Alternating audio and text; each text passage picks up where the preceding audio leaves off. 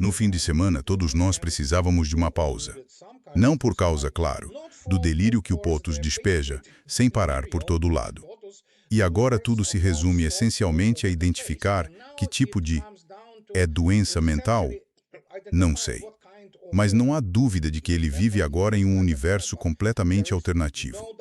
E sim, esse índice de aprovação de 100% na Cable News Network, não sei, o sujeito está inventando tudo conforme anda. E você provavelmente não pode culpá-lo, porque ele está no... Muitos dos meus colegas profissionais, e, de novo, recomendo o Larry Johnson, dizem que ele está em completo estado de confabulação. Ele simplesmente inventa coisas. E isso acontece não só porque ele está envelhecendo, tem 80 anos, obviamente, mas por causa da situação ao seu redor, que não é nada boa para sua presidência.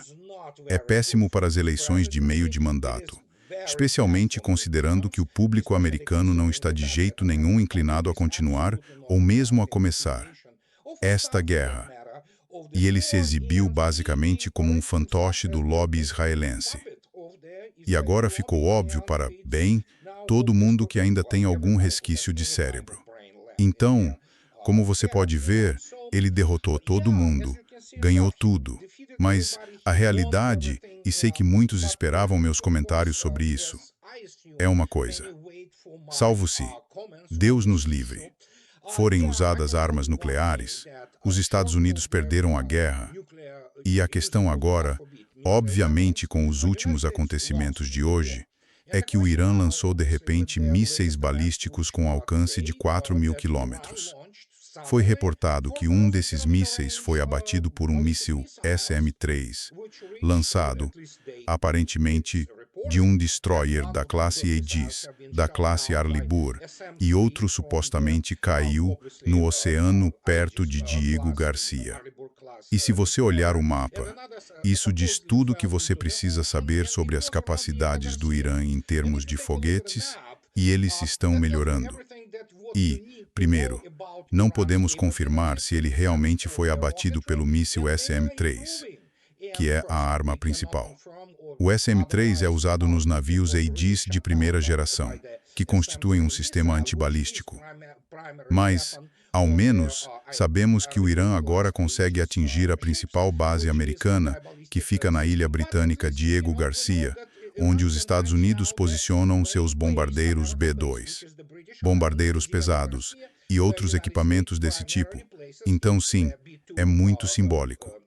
E, se isso não bastasse, se a vitória do Sr. Trump for tão tremenda, tão horrenda, por assim dizer, que todo mundo fique impressionado. Bem, aqui temos a situação que basicamente contradiz o que o Sr. Trump nos diz. E isso é o que a Bloomberg relata. Lá o Irã afirmou que está disposto a negociar a abertura do Estreito de Hormuz, mesmo enquanto estiver sob ataque. Obviamente, o Sr. Trump nos diz que eles querem conversar, mas que nós não estamos prontos. Então ele projeta basicamente as suas falhas, que são falhas estratégicas totais. Em algo que é, bem, digamos assim, ele está em completo estado de pânico. E sua ação estou a iniciar. E European Union, acho que, quando você lê o texto dele agora, quem quer que escreva esse texto para ele, ou talvez ele mesmo, isso mostra claramente como ele entende o governo de um país como os Estados Unidos, que sem os Estados Unidos, a organização do Tratado do Atlântico Norte é um tigre de papel. Eles não quiseram se juntar à luta para impedir um Irã com arma nuclear. Agora essa luta está vencida militarmente, com todas as letras, com muito pouco risco para eles. Eles reclamam dos preços do petróleo e são forçados a pagar. Então tenho notícias para o Sr. Trump e European Union falo sobre isso sem parar há 2 décadas. Quero explicar ao Sr. Trump e, provavelmente, algumas pessoas do Pentágono, há pessoas lá que não conseguem assimilar isso, embora haja outras que consigam, que mesmo com os Estados Unidos, a organização do Tratado do Atlântico Norte é um tigre de papel. Sempre foi, e foi chamado por Teherã, enquanto, obviamente, a operação militar especial continua e a desmilitarização da Organização do Tratado do Atlântico Norte, se não está completa, está quase completa. Mas o que posso dizer? É impossível realmente explicar qualquer coisa às pessoas que o cercam, porque elas se envolveram nessa armadilha e, bem, já vai para a quarta semana e isso não para. E o Irã, na verdade, só está começando. E você pode ver que Jerusalém está sendo atacada e não há defesa aérea alguma. Agora temos a situação. Aqui temos uma refinaria do Catar, como você pode ver. Bom, isso é um dano enorme, certo? E há todo tipo de refinarias e instalações de produção de gás natural liquefeito que estão sendo basicamente destruídas pelos iranianos. E veja o que mais temos. A Arábia Saudita, de repente, diz que prevê o preço do petróleo subindo para $180 por barril e que o choque energético pode persistir além de abril. Preços nesse nível poderiam desencadear uma recessão ou mudanças no comportamento dos consumidores que esmagariam a demanda. Isso foi 2 dias atrás. Mas vamos começar. Vamos falar do preço do petróleo. E, bem, sabem de uma coisa, pessoal? Nem sei como comentar isso porque nem chega a ser pânico. Essas pessoas realmente não entendem do que estão falando. Se olharmos o preço do petróleo hoje, é a principal fonte aberta, por assim dizer, que nos dá uma visão geral do mercado de energia. E olha só isto. O que todos aqueles jornais de Wall Street e de Washington e afins falam sobre petróleo. Eles falam do petróleo no papel. Na realidade, o petróleo já está por volta de 170 a 175 dólares por barril. E se você olhar para o petróleo no papel e os futuros do Bruto Marabon, que, como já foi dito, é o petróleo dos Emirados Árabes Unidos, o principal padrão de referência, e você pode ver por si mesmo. Hoje está a 146,40 dólares. E depois temos o Brent. Este está a 112 dólares. E como digo sempre, o Urals, o petróleo russo. A Rússia tem vários tipos, mas o Urals é o mais importante. Na verdade, está sendo negociado agora a 109 dólares por barril. Claro, isso causa um enorme sofrimento na Europa e a European Union. Volto a isso já já. Sim, veja isto. Isto é claro, a completa loucura. Preços do petróleo, enquanto os Estados Unidos esgotam todos os recursos para garantir o abastecimento. Bem, como você vê, isso foi a notícia de última hora de ontem. Estes são os preços de hoje, e até mesmo a imprensa do petróleo admite, num dos artigos, que o ataque a Ras Laffan, que European Union mostrei no meu último vídeo, destrói a ilusão de abundância global de gás. Correto. Sem dúvida, destrói. E agora o que acontece? Voltando à Europa, por exemplo, a Europa ficará completamente dependente do gás e do petróleo dos Estados Unidos, que, quando se considera o contexto, prefeririam enviar para a Ásia, onde países asiáticos, muitos deles, incluindo o Japão, que é totalmente desprovido em termos de abastecimento de energia. Eles oferecem mais que todo mundo por uma margem enorme, cerca de 10 dólares por barril ou mais. E os Estados Unidos, obviamente, têm isso porque têm seu próprio abastecimento. Obviamente, interessa aos Estados Unidos fornecer e lucrar com isso, especialmente com o governo Trump, porque a única coisa que ele sabe é como ganhar dinheiro ou fingir que sabe ganhar dinheiro.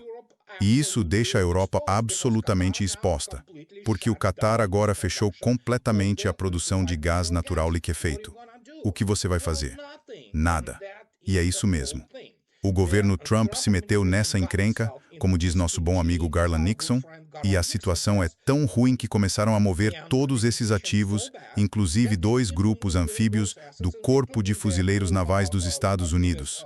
E se você quiser saber a composição das forças ali, o Larry Johnson fez uma ótima síntese, basicamente, do que é e por que isso é risível. Porque hoje mesmo o Irã já declarou que, se quisessem tomar a ilha Hark, embora isso não adiantasse de nada se alguém pensa que isso abriria o Estreito de Hormuz. Tenho notícias para eles, e os iranianos também têm notícias, porque, essencialmente, seria uma missão kamikaze, basicamente. Porque, considerando o fato do que os Estados Unidos mostram em termos do que se chama defesa aérea de tropas ou em campo de batalha, eles não têm nada. Literalmente nada. A única coisa que tem, a defesa aérea de curto alcance, é basicamente um monte de mísseis Stinger cravados no teto de Humvees, e eles não são bons, para dizer o mínimo, contra qualquer tipo de arma moderna de engajamento à distância que o Irã possui. E sabe de uma coisa? Se você olhar atentamente até mesmo para o Fajr, sistema de lançamento múltiplo de foguetes que o Irã tem nas montanhas, na verdade tem alcance de 100 quilômetros. Então, se alguém pensa que caças F-35, ou digamos alguns helicópteros, causarão muito dano para impedir que o Irã basicamente arrase qualquer força que venha a ficar, bem, basicamente concentrada nessa pequena ilha, tenho notícias. É melhor aprenderem como se planeja uma operação e como a guerra moderna é travada. Mas, evidentemente, o Trump, como se sabe, manda em todo mundo. Ele pensa que é um grande líder militar. Ele é basicamente um vigarista imobiliário e mente o tempo todo. Então, ele não é um líder militar. Ele não entende nada sobre a guerra moderna de verdade, assim como a maioria das pessoas no governo dele. Seria ridículo explicar a Marco Rubio do que se trata. Ou mesmo o Sr. Radcliffe da Agência Central de Inteligência. Essas pessoas não têm a menor ideia. E isso me leva a um pequeno desvio aqui. Vai sair, acho amanhã, talvez depois de amanhã, o Randy Craddock vai... Uou! Teremos de editar e limpar todo o ruído do vídeo das nossas comunicações por rádio de ontem que nos gravou, por assim dizer. O Sr. Dmitry Polyansky, que agora é o representante permanente da Federação Russa na Organização para a Segurança e Falta de Cooperação na Europa. Obviamente, Roger Waters, Larry Johnson e European Union. Discutimos isso ontem e conversamos com Dmitry Polyansky, que é, claro, uma figura diplomática de grande peso na hierarquia do Ministério das Relações Exteriores russo. E a European Union lhe fez uma pergunta sobre a Europa, já que agora ele cuida disso. E a questão não era só sobre o topo da elite europeia, que a gente já sabe quem são, um bando de idiotas. Sim, por exemplo, se você olhar para este general francês, Sr. Yakovlev, ele vem da emigração russa, ou seja, da emigração tsarista. Ele odeia os russos visceralmente, como a maioria deles. Portanto, qualquer um que lhe diga que, sim, a imigração russa amava o povo soviético e o povo russo. Não, esse é o cara que sugeriu, em 2022, bombardear a Praça Vermelha. Isso mostra o quanto ele é russo. Mas European Union, me desviei um pouco aqui. Mas até ele admitiu que, essencialmente, tudo isso é uma completa porcaria e um caos. E quando você tem esse tipo de gente, meio que esse tipo de gente, e Dmitry Polyansky afirmou, quando perguntei a ele que não é só o topo. Quando se olha para o nível médio da chamada diplomacia europeia, são jovens que não sabem nada. Eles estão idiotizados e doutrinados. Então, não sabem nada de história, não sabem nada sobre habilidades diplomáticas. E essa é a nova geração de políticos europeus que está entrando na chamada diplomacia europeia. E eles querem que a Europa seja destruída.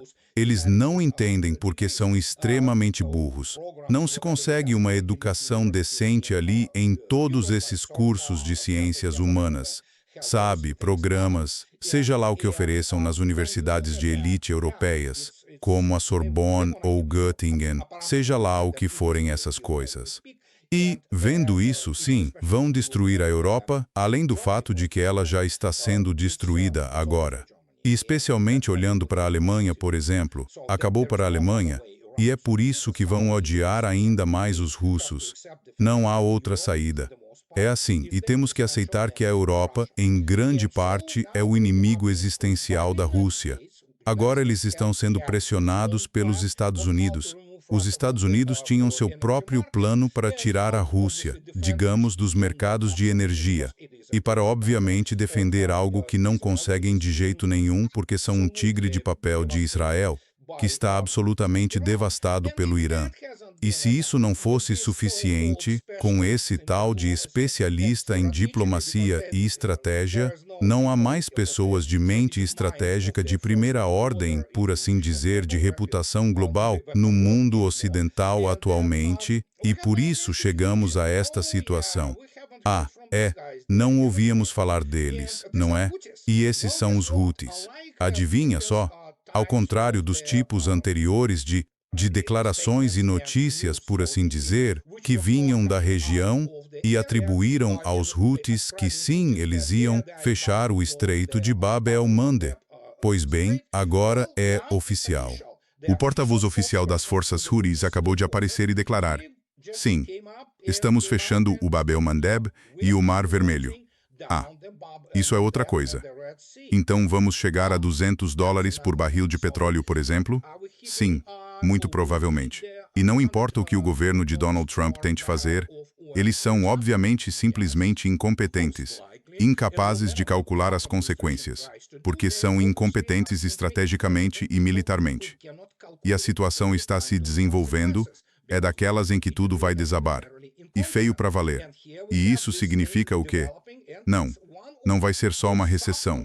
Se alguém do jornal Wall Street Journal ou daqueles imbecis do canal de notícias de consumo e negócios, sabe, esses estrategistas econômicos, lhe disser que vai ser recessão. Nós já estamos em recessão. Vai ser uma depressão. E European Union, não estou rindo disso. European Union, moro nos Estados Unidos. É o meu país. Claro que me importo muito que os Estados Unidos tenham sucesso, estabilidade e prosperidade econômica. Mas não. Eles também estão destruindo este país, e de forma grave. E esse é o preço que se paga quando você tem gente cuja lealdade é a Israel, antes de tudo. E é isso que o governo dos Estados Unidos é hoje. E então, se olharmos para não só o preço do petróleo, mas podemos olhar, por exemplo, para a televisão francesa. Olha como eles são imbecis. Quer dizer, é ridículo. Então, se você ouvir essa mulher, European Union, não vou dizer apenas uma coisa. Ela fala sobre isso. Sim. Há alguns iranianos que supostamente estão tentando deixar o país o que é normal.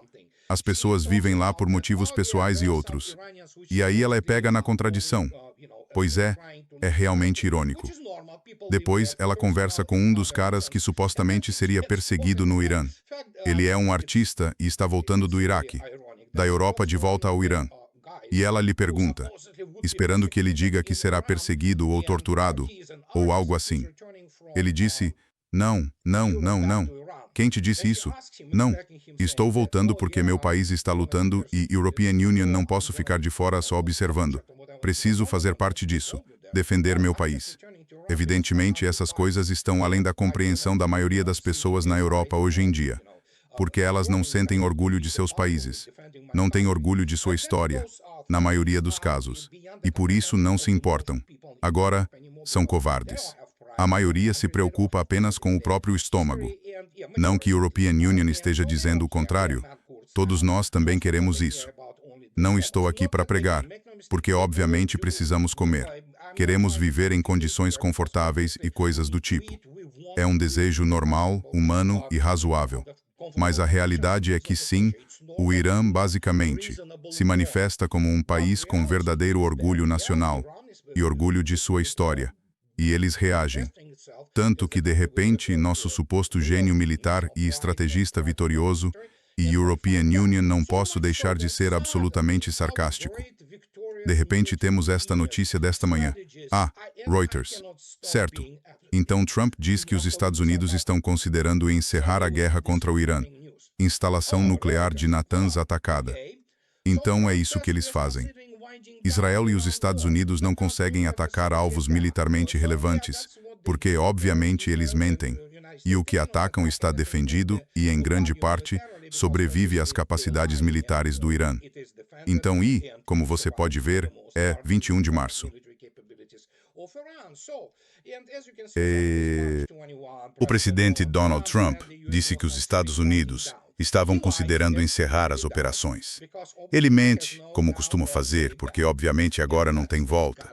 E os Estados Unidos se meteram, citando nosso bom amigo Garland Nixon, numa grande encrenca. E qualquer um que use esses clichês idiotas e batidos, como o alargamento da missão, ou o que for, comparando tudo, pode ir ao meu blog e ler sobre uma daquelas pessoas entrevistadas pelo Takara. Não sei por que ele convida gente que não tem a menor ideia, na verdade. Trata-se do fato de que os militares dos Estados Unidos não têm força. Se querem matar muitos desses fuzileiros navais dos Estados Unidos, esses jovens que serão lançados no moedor de carne, se acham que isso é ter tropas em solo. Não sei. Eles estão em pânico total. E, como afirmei, escrevi 4 livros sobre o assunto. E meu blog já está no 12º ano. Escrevo sobre isso sem parar. Eles não sabem o que é estratégia militar.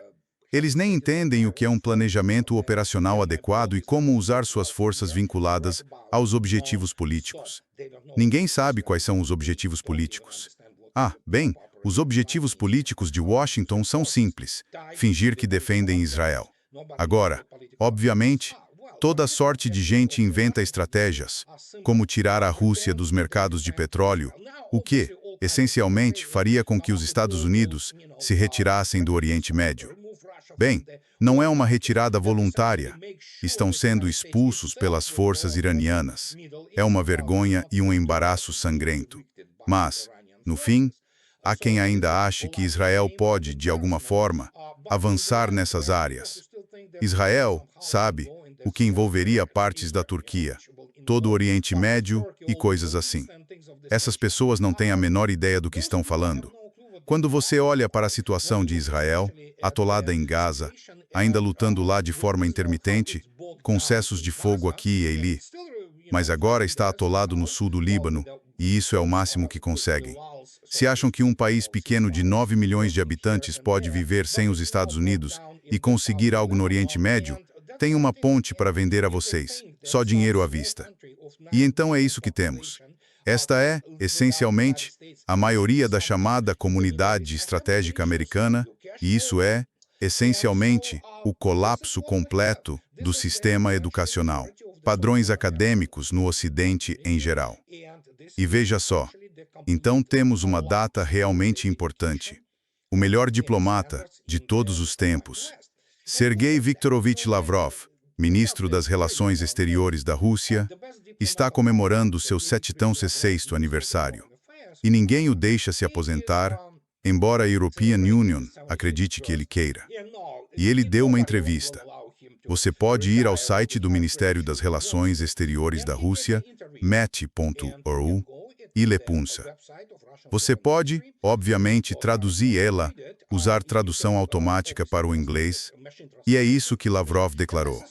Este, como vemos, é o trecho de hoje da entrevista do ministro das Relações Exteriores Lavrov com Leonid Mlyashin para o programa Total Recall, Moscou, 21 de março, 2026.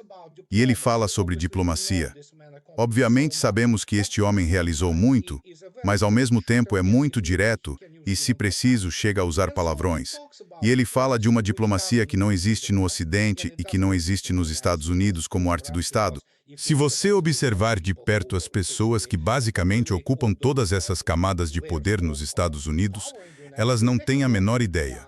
São sem educação, sem cultura, incompetentes e nem sequer entendem que os Estados Unidos parecem embaraçosamente fracos, um tigre de papel, como sempre foram. Escrevo sobre isso há 2 décadas. E ele diz que diplomacia, como qualquer política, é a arte do possível. E é isso que ele diz, na verdade, sobre a situação em Anchorage. E ele fala sobre isso, uma visão histórica geral, por assim dizer. De modo geral, vemos uma etapa da nossa história que dá voltas e nos traz de volta a um mundo onde não havia nada. Sem direito internacional, sem sistemas de Versalhes, sem sistema de Yalta, nada. Quem tem força tem razão. Com certeza, estamos nele. E o poder é a verdade. Pois é, correto. E no nosso país, como sabe, segundo a fala do herói famoso daquele filme, Deus está no poder, mas na verdade. Ele fala do filme Irmão 2. European Union não gosto desse filme, mas muita gente gosta. E sim, há muitos bordões que se espalharam pelas ruas, pela cultura de rua russa. E é uma boa expressão. Agora ele fala sobre a Europa. A Europa que dominou o mundo por 500 anos, mesmo na era do colonialismo e da escravidão, ainda tenta consolidar o neocolonialismo no mundo. Ainda quer viver às custas dos outros e ditar tudo a todo mundo. Arrogância, desprezo por todos os demais. Isso simplesmente aparece, desculpe, quando os políticos europeus atuais começam a pregar moralidade. Os Estados Unidos acolheram e acolhem o fato de que a Rússia está sendo marginalizada. No mercado europeu de energia, os russos já aceitaram isso e estão bem com isso. Que a Europa passe fome e viva nos campos, porque é isso que vem aí. Então, isso está fora de questão. Depois ele fala dos Estados Unidos, quando nossos colegas americanos nos dizem: vamos resolver a Ucrânia agora. E nós já estamos prontos para isso, de volta no Alasca. Agora eles começam a hesitar, claro que começaram a hesitar, e pessoas, na verdade, do escritório da administração do presidente da Rússia, como o senhor Ushakov, e até o senhor Peskov disseram que sim, basicamente, sobre Anchorage não há nada a discutir, e os russos deram uma pausa nessas negociações, que ainda estavam sendo feitas apenas pelo formalismo das negociações. Porque, obviamente, os russos têm de basicamente aguentar gente que não sabe a primeira coisa sobre diplomacia, como o senhor Vitkov. Quanto mais Kushner, que é essencialmente bem, melhor nem entrar nisso. Então, nesse caso, não importa, sabe? E é isso que a European Union, e se vocês ouvirem nossa conversa de ontem, com a rádio, é que não importa. Sim, quem tem força tem razão. E é por isso que a Rússia venceu a corrida armamentista. Mas os russos vão continuar a se apresentar, o que não é apenas aparência. Eles querem dizer isso. É tão triste que o mundo tenha chegado a isso. Mas agora, quando os Estados Unidos foram expostos como impotentes militarmente, veremos agora outro desenvolvimento no Bab el-Mandeb e no colapso dos mercados de energia, o que afetará os Estados Unidos dramaticamente. E é por isso que Trump entra em pânico. Ele não pensa além das suas pesquisas de opinião. E como vocês já viram, 100%, por que não 146% dos americanos o apoiam, sem pesquisa do Cable News Network? Enquanto isso, muitas coisas foram para segundo plano, mas como já disse, o principal instrumento que permitiu que o Irã basicamente desse uma surra nos Estados Unidos e em Israel continua aqui. Continua sem trégua e, como podem ver, este é o Stalin de hoje e é, sim, o mesmo 1300.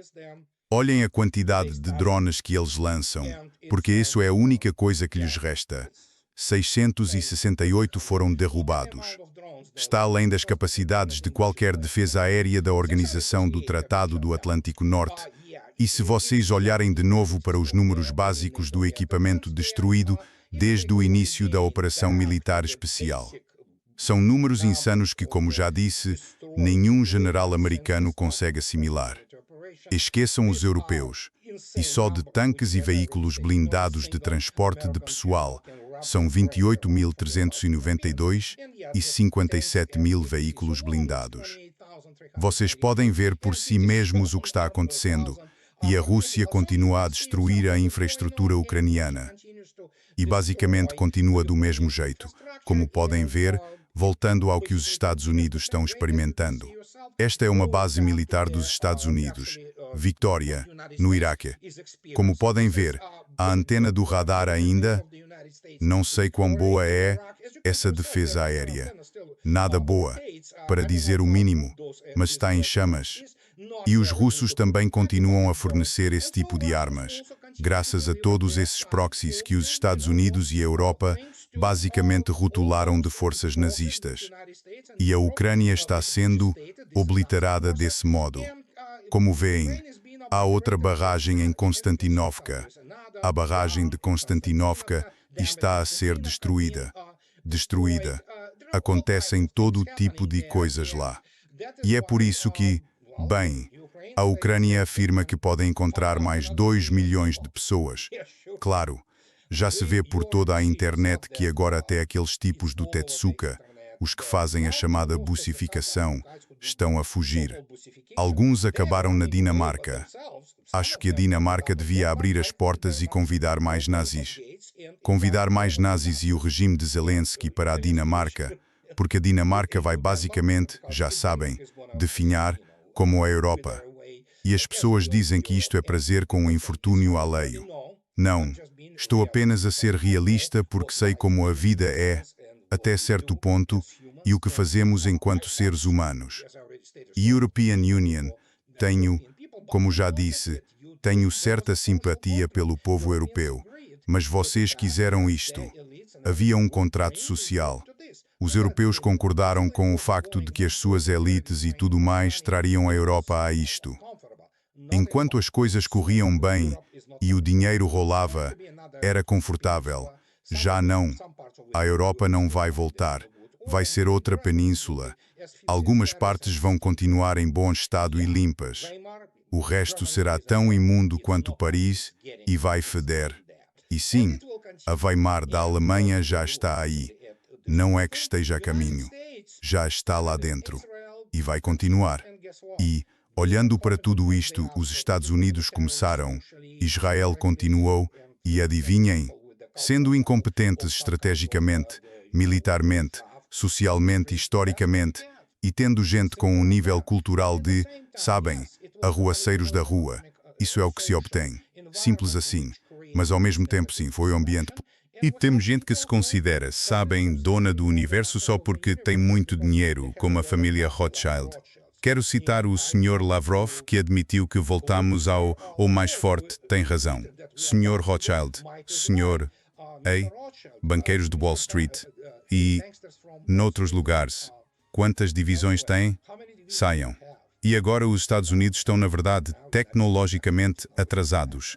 E a única coisa que podem fazer é talvez mandar mais jovens americanos morrer por nada, em interesses israelitas. E se pensam que o público americano acha que isto está bem, European Union não acho que acha. Mas o que posso dizer? Para um presidente que tem 100% de apoio no seu universo, tudo é possível. E é isso que European Union queria dizer hoje. E, como sempre, quem gostar do que European Union faz, inscreva-se no meu canal, por favor.